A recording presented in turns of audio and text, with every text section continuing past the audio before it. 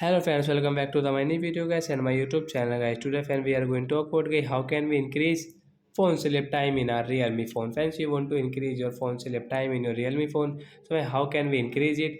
Today I will show you in this video. I will tell you how can you use your phone sleep time setting. So first of all open your phone setting guys without waste time and guys scroll it.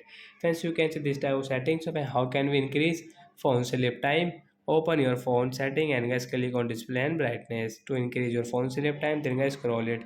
Then we will click on this auto screen of setting guys, tap here, and when which screen timeout guys means your phone sleep time guys, you can increase from here into 10 minutes, 30 minutes you want to. So I will click on this 10 minute guys. So once your phone will not sleep in 5 and 4 minutes guys, after 10 minutes guys your phone will sleep if you do not touch. But guys if you touch, then guys time will start again guys, and guys you will not touch anywhere on screen guys. You can check, you can try. After 10 minutes your phone will sleep. So that's it guys, thanks for watching the video, bye guys.